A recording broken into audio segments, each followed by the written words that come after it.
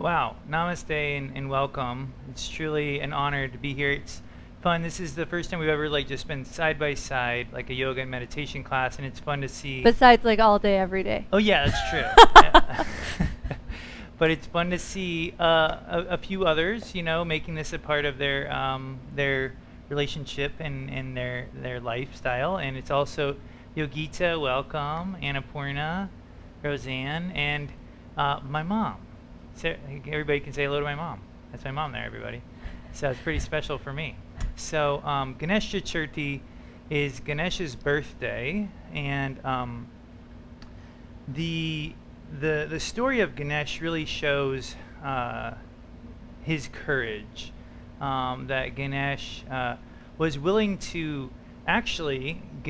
The story of Ganesh is to paraphrase it a little bit for the sake of time. He was sculpted out of clay by his mother, and his mother breathed life into him because she wanted a companion. Because Parvati, you might say the goddess, the queen of the universe, just like that aspect, the Shakti aspect, wanted this companion. Shiva was always off meditating for millions of years at a time. And so she breathes life into this clay sculpture, and it comes alive, and it's her son. And she names it Ganesh. And years go by, and she goes to take a bath. Oh, is there a I don't know. microphone? Were you? Everybody can hear me okay? All right, cool. Okay. Years go by, and she just happens to be taking a bath one day, and she says, Ganesh, guard the door. I'm going to take a bath. Don't let anybody in. And lo and behold, in that one moment, Shiva comes back from having meditated for a long time. So long that Ganesh has never met Shiva, even though it's his father. And when Shiva comes to the door, Ganesh won't let him in, no matter what Shiva says. And then there's this big sort of altercation, and long story short, Ganesh is given an elephant head. I'm not going to go into all the subtleties of it. Good choice. As a way of Shiva saying sorry for being so abrupt with you there at the front door. So the idea is that Ganesh is willing to lose his own head, or he's willing to lose everything, for the love of his mom, and for the love of sort of his devotion. Every story about Ganesh is endlessly talking about his devotion, and that is something that we can really tap into on a holiday like this, Ganesh's birthday, where we can literally just tap into this quality. Do you have to relate to Ganesh as an actual deity, an actual thing in front of you? No, you don't. Ganesh is an energetic quality that we use all the time in our life. When you need to move through an obstacle, you tap into something every time, whether it's like at the gym, or whether it's like, at work, or whether it's in a relationship. When you have to reach deep and really get beyond something, you reach somewhere inside, and you find that resource. Well, these ancient rishis, when they were meditating, they basically found that resource over and over, and they were able to tap into it through this mantra and through this visualization. For some, Ganesh is a very real entity, and for others, it's an energetic quality. And it doesn't really matter. We don't have to sign off on where we're at with it. It's more just about using the time you have, this time, for yoga and meditation, to just use the tools we're given. And this is a big one. To use the tools tonight of devotion. Devotion meaning just the quality of wanting to open your heart. The quality of wanting to be where you're at in the moment you're in it, and to not let yourself really stray too far from that. And then to breathe into that, and to let your heart open like a flower as you do yoga and as you meditate. Just let it be really simple, and let it unfold, and then let all the rest sort of come to you, just like a flower. It opens, and then the world comes to it. So with that, we can start with some yoga, and then I'll be back in 20 minutes or so for meditation too. Thanks. So I know some of you are new to practicing yoga with me.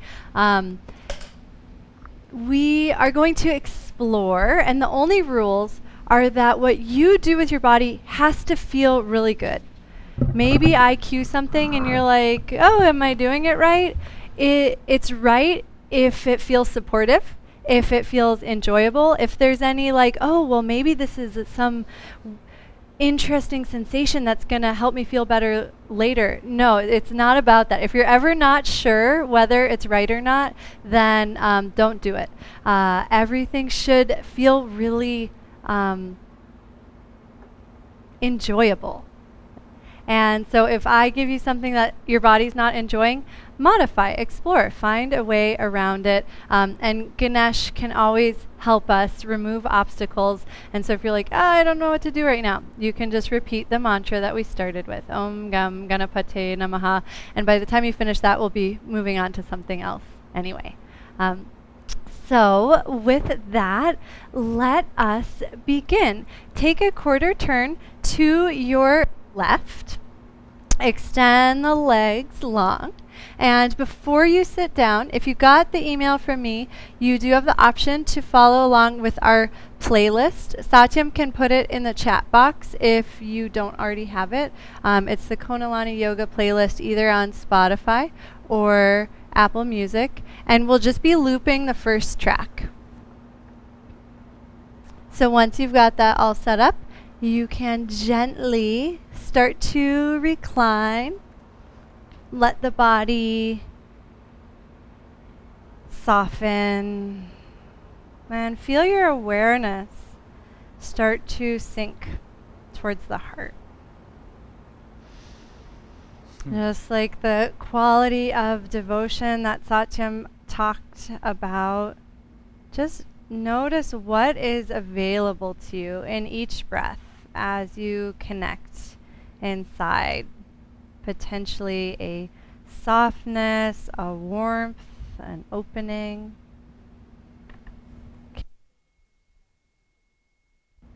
And just take a couple of breaths like this. Perhaps you can imagine the space of the body expanding as you inhale. And everything softening and relaxing as you exhale.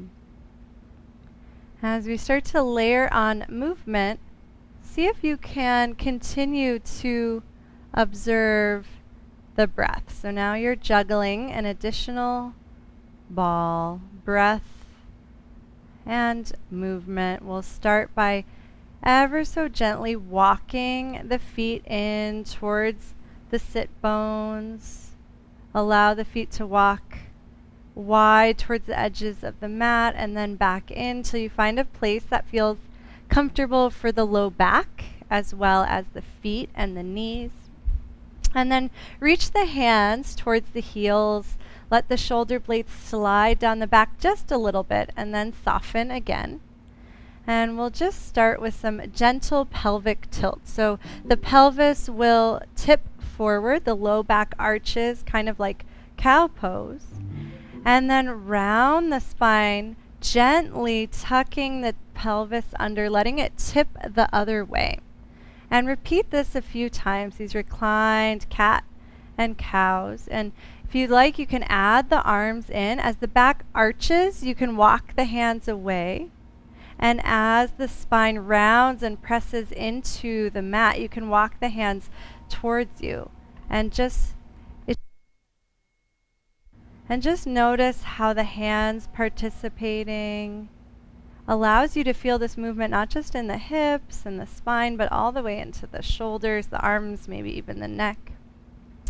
Let the movements get smaller and smaller until you can find a neutral position, but an active neutral, where it actually takes some coordination and awareness and subtle strength to hold your spine.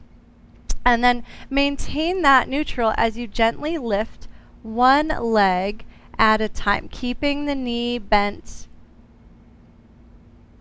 You might notice as you lift one foot that the pelvis gently tilts. see if you can use your deep core to prevent that tipping. And it might start by not lifting the foot quite as high.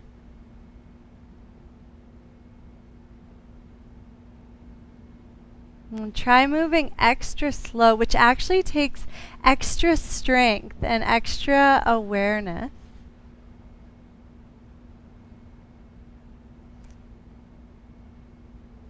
The next time the right foot is lifted, pause, reach the arms up towards the sky, and ever so gently start to curl in towards the leg, hugging the belly towards the thigh.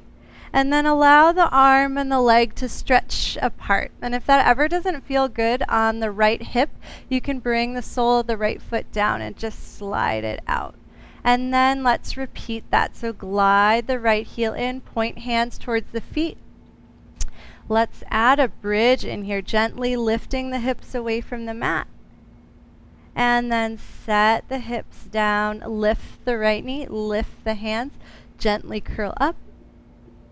And then lengthen everything apart as if you were a raft, filling evenly with air. Everything slowly reaches with control.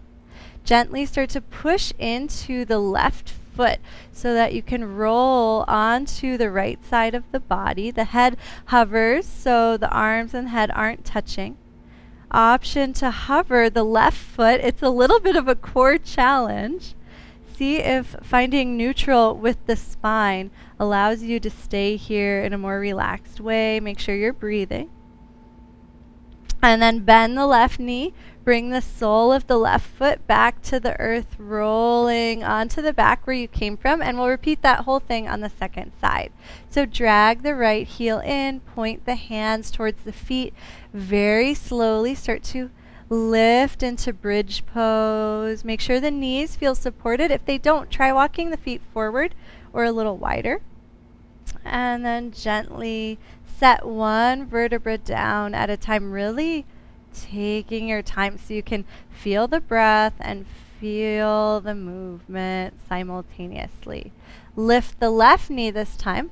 Lift the hands. Gently start to curl up towards the leg. And then here's that raft again, slowly filling with air so it evenly expands in all directions. The hands and legs reach out at the same time. And then we'll repeat that one more time. So the left heel drags in, hands slide down towards the heels. Gentle lift into bridge pose. And then set down one vertebra at a time. And it really takes strength to move slowly. Hover the knee, reach arms up, curl up. And then this time, as everything slowly reaches out, you can start to push into the right foot. You'll be rolling away from me. Pause on the side. Make sure the neck is relaxed. Option to extend the right foot for a little balance challenge. And if that actually feels easy for you, you can play with bending the right knee and then extending so that the weight keeps shifting and you have to counterbalance. The next time the right foot bends, place the sole of the right foot down, returning onto the back, and then drag the left foot in, reach hands down, and now slowly curl up to meet both legs. Hands reach forward, grab behind the legs, and then kick the legs forward, rolling up to seated. And it's okay if it takes a couple of kicks. Place the hands behind you and start to paw out the mat with the hands. Shifting the hands in any direction, just exploring different sensation in the palms, in the wrists, in the shoulders. And then find a place that feels the most comfortable. And if you're not sure, as long as there's no pain, no discomfort, and everything feels supported, that's a great place to pause. And gently push down into the hands and allow the rib cage to start to rise up into the shoulder blades. It's almost like you're sitting up a little straighter. Option to hover the hips, but you don't have to. And then set the hips back down. Let the knees point over to the right and just take a gentle twist to the right. And the knees should feel comfortable here, so make any adjustments with the legs so you feel supported. And then come back to center. Sit up nice and tall, pressing down into the hands. Option to lift the hips. And then slowly lower them down, and we'll go the other direction. So knees drop the other way, gentle twist to the left. And then come back towards center. And we have a little experiment here. And if it doesn't work out, you can twist just like you did before and walk the hands around to meet in table. Otherwise, we'll play with a very fun transition. You're going to need to push into the hands and use some momentum of the legs. So lift the legs, and as the legs drop down, push into the hands and see if you can roll forward. And it might take a couple of tries. And if that doesn't feel comfortable in the knees or the hips, go around instead of through. Okay, great. Well, I'll meet in a little crouch, and then slowly, if you're smiling, you did it right. It doesn't matter what it looked like.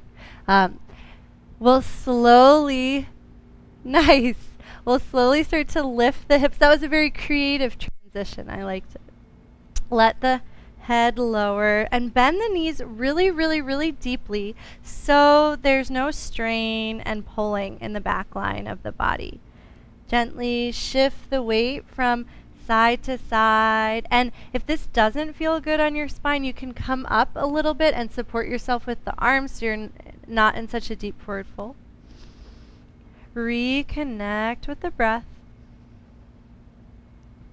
And then for this first round, start to walk the hands up the legs so you've got a little extra support. Once they make it to the thighs, push down into the feet, drop the sits bones, and kind of like a lever, let the sits bones start to pull down so the spine can stack one vertebra at a time. Let the legs fill and expand, and we'll all meet at standing, but take your time. If you're already there, you can circle the weight on the feet a couple of times.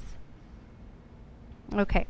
Imagine you've got two really big, thick, heavy rubber bands around your ankles. Grab onto them with the hands and slowly start to stretch them up and overhead, lengthening with a little bit of tension through the whole front of the body. And then release so the rubber band starts to pull you down, and just let yourself return slowly to that forward fold that you were just in. Hands walk up the legs. Sits bones get heavy. Roll up one vertebra at a time. Make sure you feel really supported through the spine. It'll use the same muscles that you used to find neutral on your back before. Grab the rubber bands again. This time it'll be a little different. Pull them up and overhead, creating that invisible tension. This time, shift the weight into the left foot and allow the right knee to hover as the hands come down. Find a drishti, a steady gaze point, and make some circles with the right ankle. And then gently point the right foot forward. Simultaneously drag right foot back as you reach the hands forward. And then when you get to a comfortable position to rest, you can shift the weight evenly into both feet for Veer Bhadrasana 1.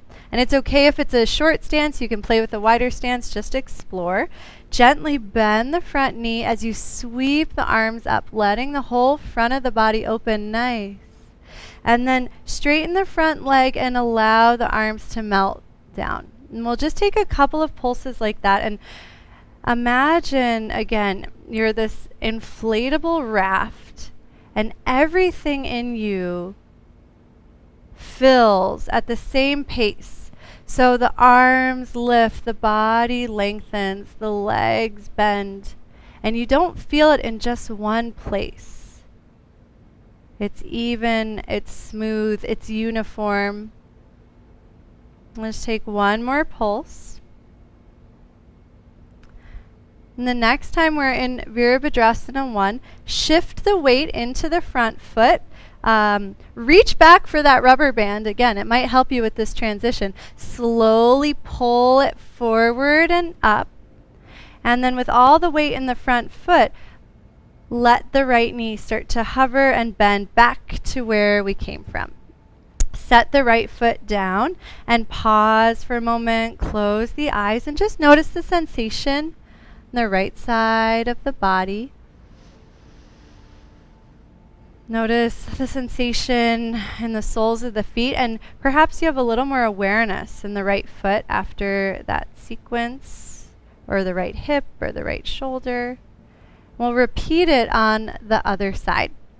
So grab onto the invisible rubber bands, gently start to sweep them up, push down into the feet, let the whole front of the body lengthen. And then shift the weight into the right foot, bend the left knee, let the hands come down.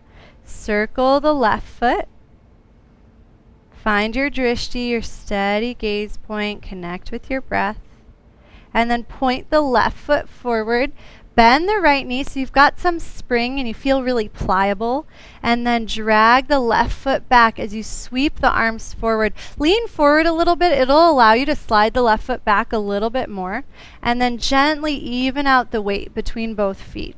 Give yourself permission to walk the right foot forward or to the right a little bit. Make sure the hips feel great wherever you are. And then bend the right knee, sweep the arms up. Nice, even, fluid movement. You can gaze up. Gently straighten the front leg at the same time that the arms drop, which means the leg has to move really slowly. And then pulse at your own pace, but I'm always going to encourage you to move really slowly.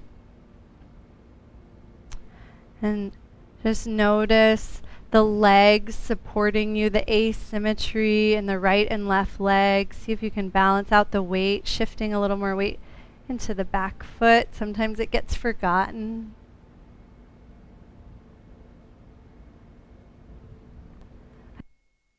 Okay.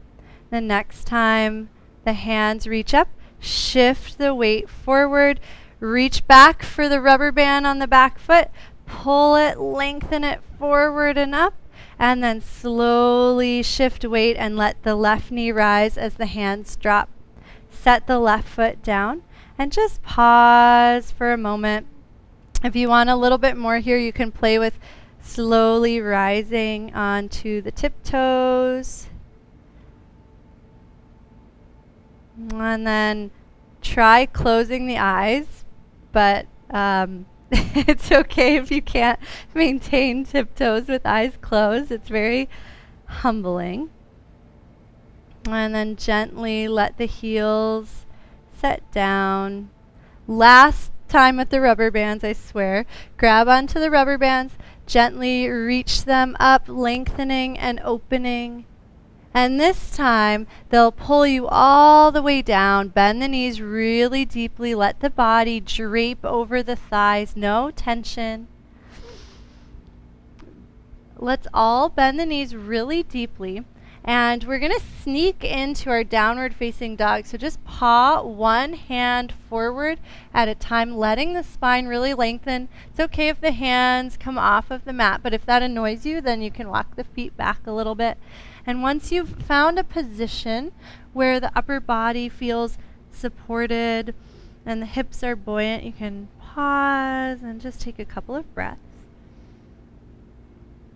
And then ever so slowly lower the knees to the mat.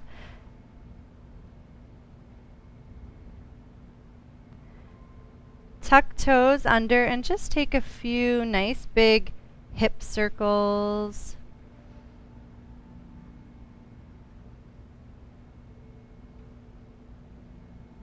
And then flatten the tops of the feet and push into the hands to send the hips back. And if Bhaktasana is not a comfortable resting pose, you can float up and round the spine and rest in cat pose instead. We'll just take one moment. And then slowly stack one vertebra at a time, seated on the heels. Shift the hips over to the right like we did before, and we'll just close with one nice easy twist towards the right. And then back through center, one easy twist to the left. And now we're ready to set up our meditation seat. So feel free to grab a chair, a cushion, whatever is most supportive for you. If you did follow along with the playlist, you are welcome to pause it now because we are going to do a little chant for Ganesh. Feel free to have a sip of water.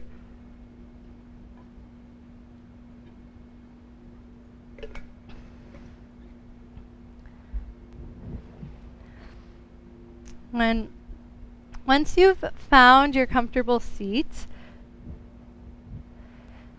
take a moment to close your eyes and just notice the awareness you have of your body, the awareness you have of the breath.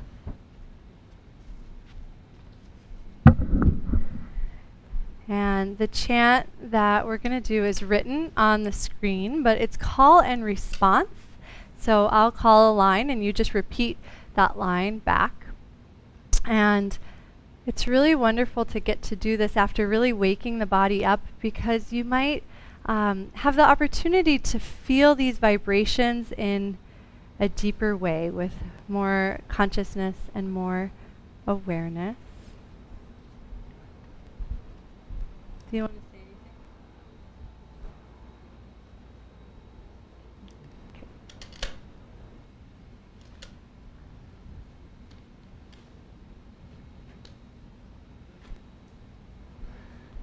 And if there's anyone that hasn't chanted mantras before, just take your time with it, and at the very least enjoy it as just the act of singing, but at the very most enjoy it as the act of singing with an inner awareness, where you're really literally using the act of singing to peel open the heart.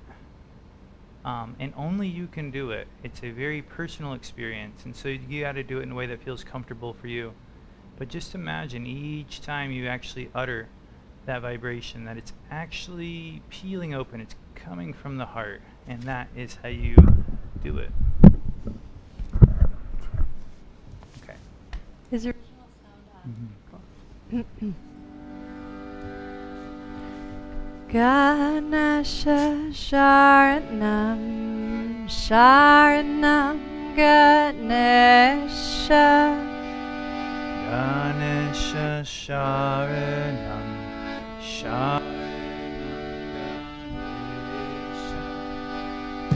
Ganesha Sharanam Sharanam Ganesha Sharanam Ganesha Ganesha Sharanam Sharanam Ganesha Ganesha Sharanam Sharanam Ganesha Ganesha Sharanam Sharanam Ganesha Ganesha Sharanam Sharanam Ganesha Ganesha Sharanam Sharanam Ganesha Sharanam Sharanam Ganesha Sharanam Sharanam Ganesha Sharanam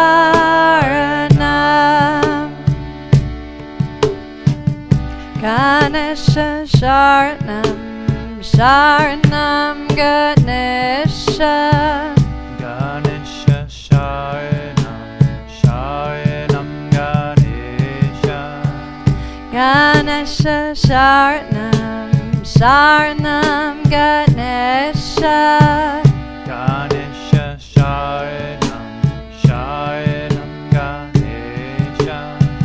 Ganesha Sharanam Sharanam Ganesha.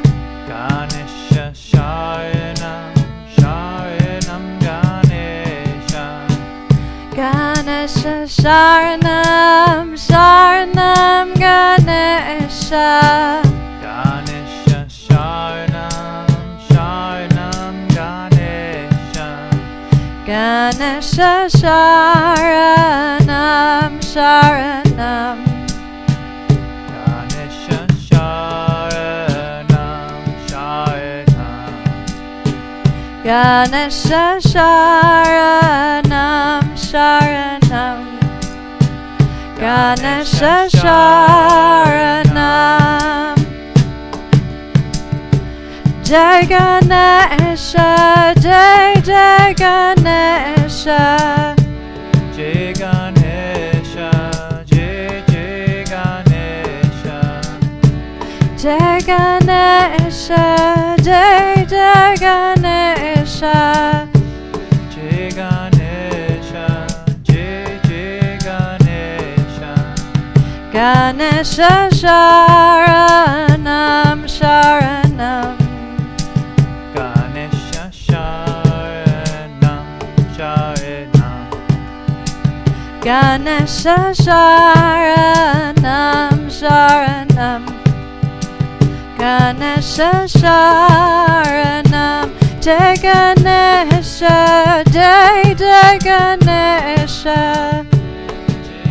Ganesha, Jai Jai Ganesha. Jai Ganesha, Jai Jai Ganesha. Jai Ganesha, Jai Jai Ganesha. Ganesha Sharanam Sharanam. Ganesha Sharanam Sharanam. Ganesha Sharanam Sharanam. Ganesha Sharanam.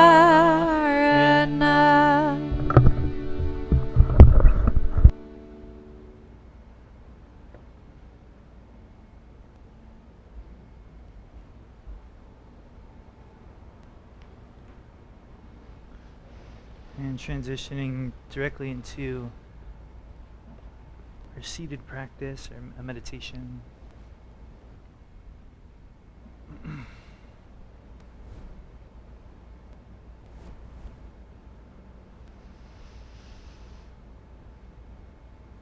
You can start your practice with a slight smile, and it's never for the camera or for anyone else. It's just for you to feel that little spark that the slight smile initiates in the heart. It's a trajectory. It shifts every breath a little bit. And if you can feel that slight smile and that little tinge in the heart, that little spark, all you have to do is allow each breath to be drawn to that space. You don't have to push or pull the breath. You just have to keep your awareness gently focused in the heart, and the breath will naturally go there.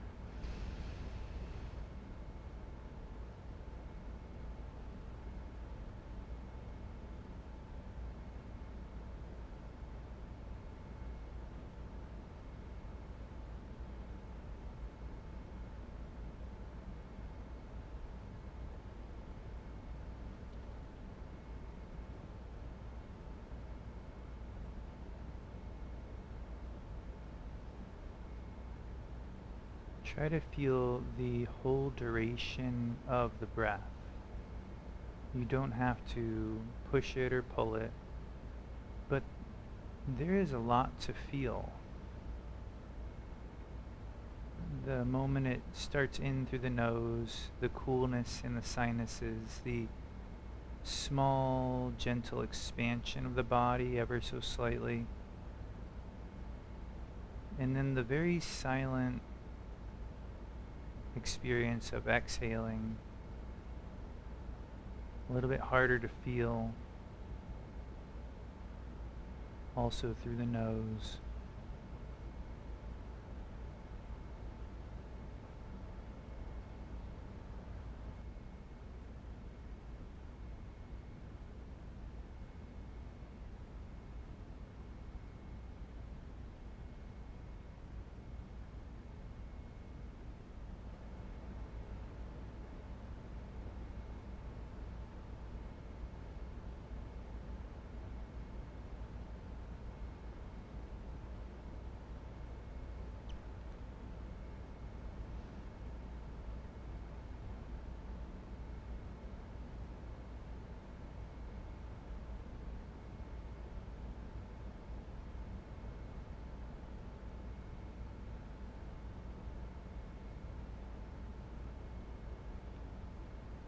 Meditation is a natural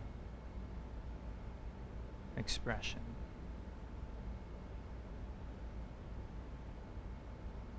There's nothing forced about it. It's just the act of letting your awareness reside inside.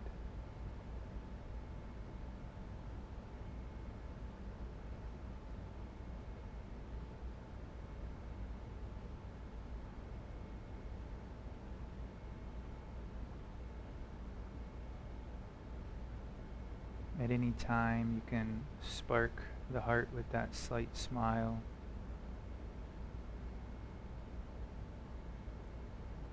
And then just let the breath glide into that space that you feel.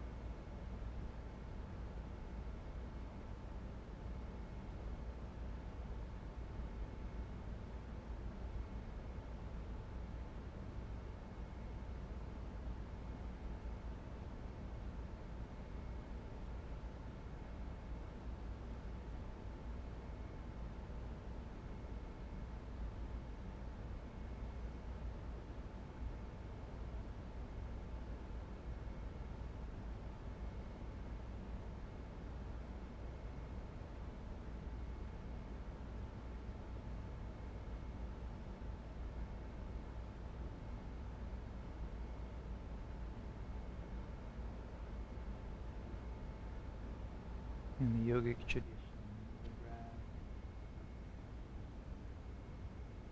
is symbolic of the energy that's pulsing within us. It's a life force.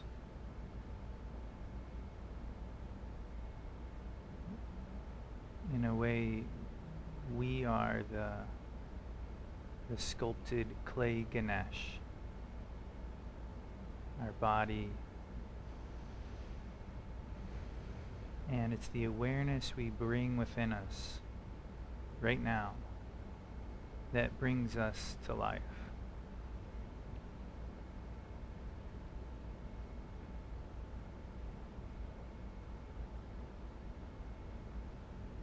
So you're not just breathing to stay alive, you're breathing to become alive.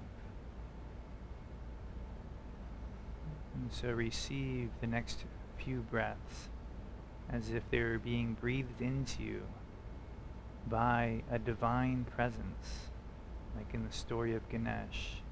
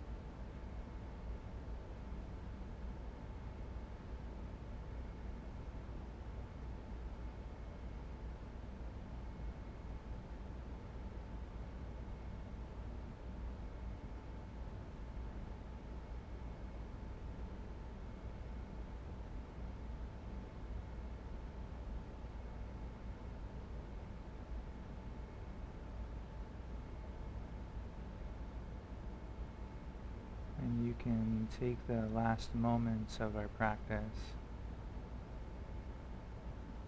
to allow the eyes to ever so slowly open, as if they're opening for the first time.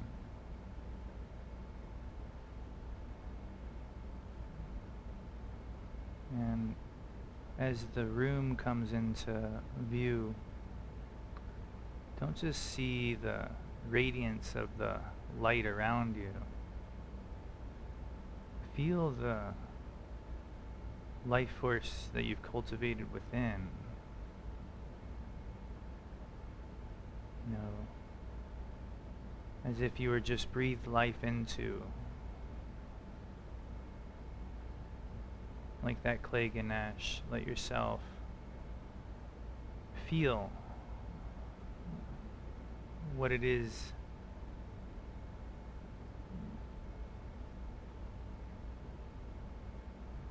to be alive with an open heart and a calm mind.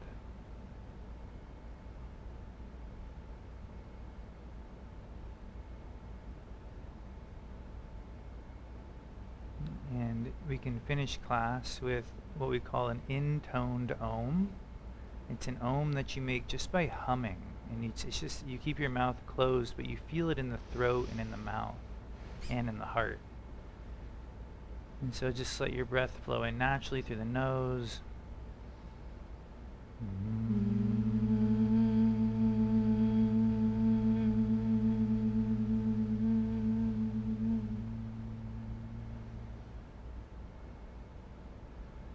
Well, namaste everyone. Thank you for making this a special first class. Hope you have a wonderful weekend, and I hope it helped reset from the week like the original plan. I feel pretty reset. Great. Thank you. I really felt